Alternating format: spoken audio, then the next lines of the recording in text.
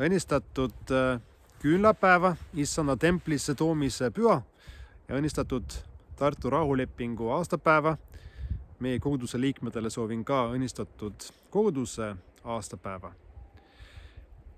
Küünlapäeva tähendus on seotud sellega, et Jeesus on maailma valgus ja nagu ma mainisin, sellel nimel on üks teine nimetus ka. Kohe räägin sellest, aga mainin ka, et rahva traditsioonis sellel päeval on mitu tähendust. Näiteks minu kodumaal on selline tähendus, et sel päeval karu ärkab üles oma urus, vaatab natukene välja, kui ta seal välja näeb, et on kesktalv ja otsustab, et ma magan edasi. Aga siis selle küünlapäeva tähendusest. See tähendus on sellega seotud, et kui Jeesus oli 40 päeva vana, teda toodi templisse Jeruusalemmas. Vanemad Jeesus ja vanemad Maarja ja Joosep tõid tema ja siis nad tulid sinna templisse, kus oli üks vaga mees, mille nimi oli Simeon. Temale oli niimoodi ennustatud, et tema ei surre enne, kui ta saab näha issanda messiast või päästjat. Kui Simeon nägi, et Jeesus tuli koos oma vanematega, püha vaim andis talle ära tunda, et see ongi tema. Ja ta võttis Jeesuse lapse sülle, tõstas seda üles ja siis ta rääkis selle lapse kohta imeliseid sõnu. Nimelt, issand, nüüd sa lased oma sulase lahkuda rahus oma ütlust mööda, sest mu silmad on näinud sinu päästet, mille sa oled valmistanud kõigi rahvaste silme ees. Valgust, mis on ilmutuseks paganaile ja kirku sinu rahvale Iisraelile. Ja just sellest lauses valgus, mis on ilmutuseks paganaile. Sellest sõnas on siis see seos küünlate ja valgusega. Nüüd Jeesus ütles siis enda kohta, mina olen maailma valgus, kes järgneb mulle ei käi pimeduses, vaid tal on eluvalgus. Mis tähendab, et isegi kui meie elus on võib-olla raske, võib-olla künkad ja orud, siis on temas on alati valgus. Ja tema sõnas on alati valgus. Aga siis ta ütles Jeesus midagi veel, kui ta siis suur oli, kui see, ta ise oli maailma valgus, vaid ta ütles mulle, tema jüngritele, olge ka teie maailma valguseks. No kuidas siis meie suudaksime seda? Meie oleme inimesed, meie oleme mitte nagu Jumal.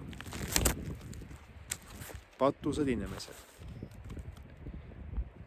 Algab sellega, et saab meie patud kaetud. Ja seda saame, kui Jumal annab andeks.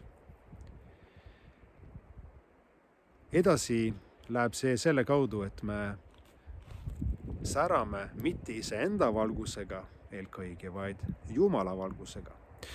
Me peame seda Kristuse valgust peegeldada oma elus, kajastada, edasi anda.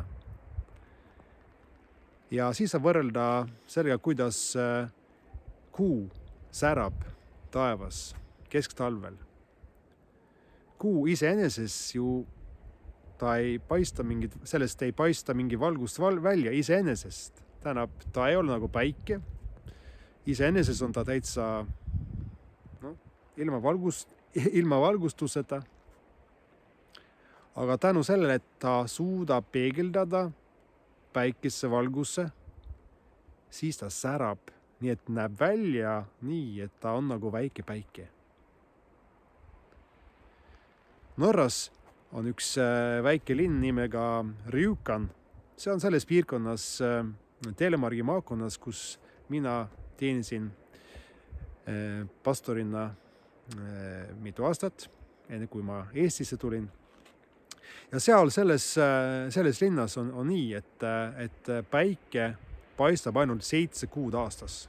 5 kuud ei jõua päike päris sinna linna alla, sest on nii suured kõrged mäed selle linna ümber.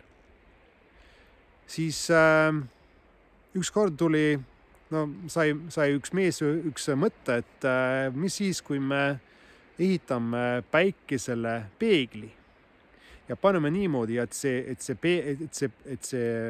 päikesevalgus peegeldaks linna sisse. Läks 100 aastat. Siis tehti seda tõesti.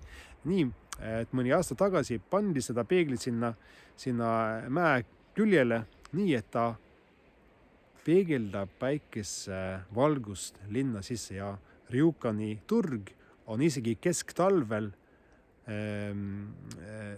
Seal on nagu valge nagu päikese käes, vähemalt siis, kui pilvine ilm ei ole. Olge siis ka meie valmis, tea, mis me saame, otsida Jumalat, elada temale lähedal, nii et me suudaksime peegeldada seda valgust, sest seda valgust on meie maailmas vaja. Hea Jumal, me täname sind selle päeva eest, Tartu rahulepingu eest, ka selle eest, et meie kodus saab tähistada täna oma sünnipäeva ja selle sõnumi eest, et sina oled maailma ja ka meie valgus. Aita ka meid, Issand,